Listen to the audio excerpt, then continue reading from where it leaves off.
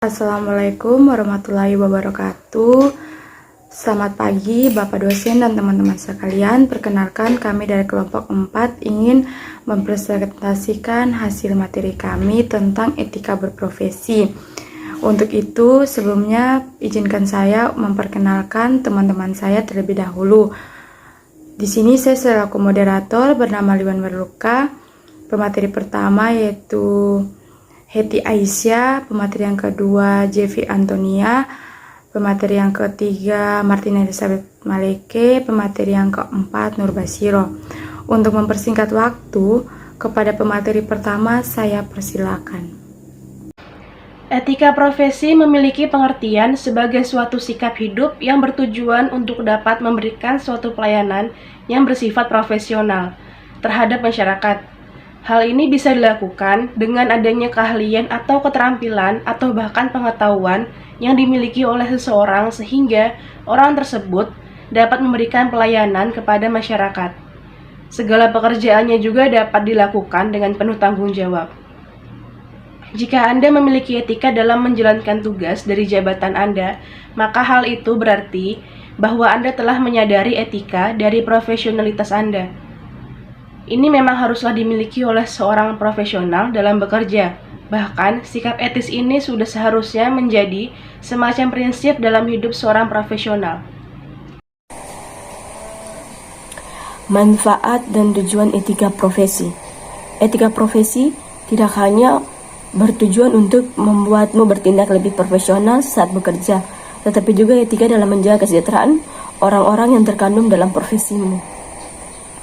Etika, maka mutu profesi tersebut pun akan meningkat dan standar baku yang tepat bagi profesi tersebut dapat ditetapkan. Manfaat etika yang pertama, memastikan profesionalisme.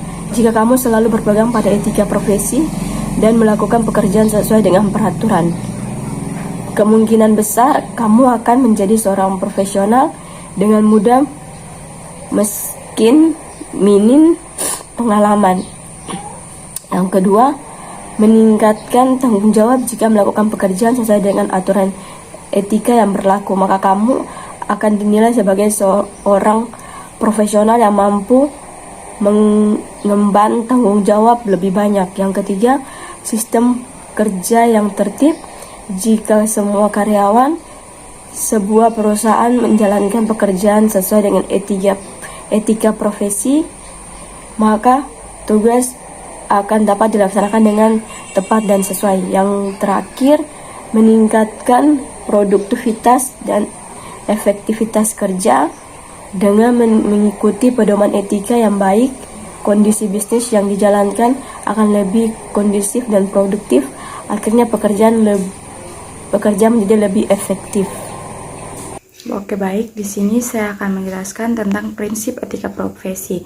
Prinsip etika berprofesi itu ada 4. Yang pertama, prinsip tanggung jawab adalah satu prinsip pokok bagi kaum profesional. Orang yang profesional sudah dengan sendirinya berarti orang yang bertanggung jawab terhadap pelaksanaan pekerjaannya dan terhadap hasilnya. Ia juga bertanggung jawab atas dampak profesinya itu terhadap kehidupan dan kepentingan orang lain, khususnya kepentingan orang-orang yang dilayaninya. Yang kedua, prinsip keadilan. Prinsip ini terutama menuntut orang yang profesional agar dalam menjalankan profesinya ini tidak dapat merugikan hak dan kepentingan pihak tertentu, khususnya orang-orang yang dilayaninya dalam rangka profesinya. Demikian pula yang ketiga, prinsip otonomi. Prinsip otonomi ini merupakan konsekuensi dari hakikat profesi itu sendiri, karena hanya kaum profesional ahli dan terampil dalam bidang profesinya. Tidak boleh ada pihak luar yang ikut campur tangan dalam pelaksanaan profesi tersebut. Ini terutama ditujukan kepada pihak pemerintah. Yang keempat, prinsip integral moral. Profesional adalah juga orang yang punya integritas pribadi dan moral yang tinggi, karena ia mempunyai komitmen pribadi untuk menjaga keluhuran profesinya, nama baiknya, dan juga kepentingan orang lain dan masyarakat. Kode etik etika profesi.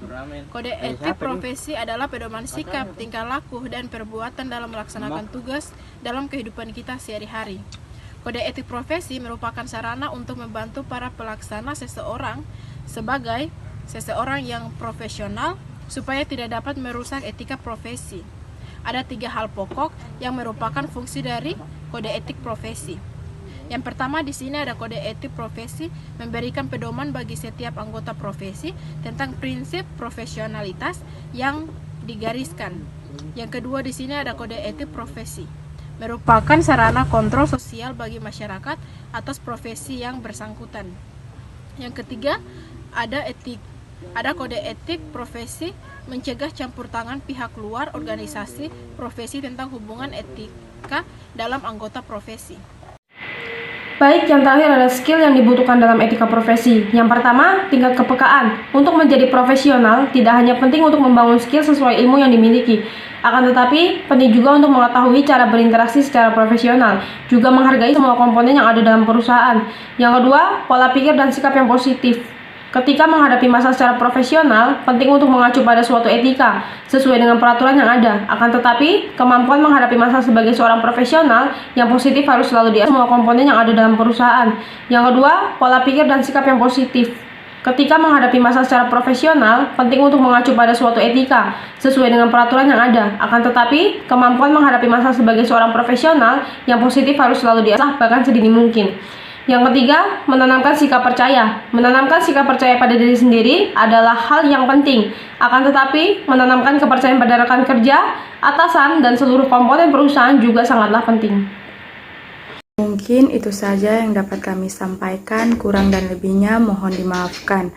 Wassalamualaikum warahmatullahi wabarakatuh.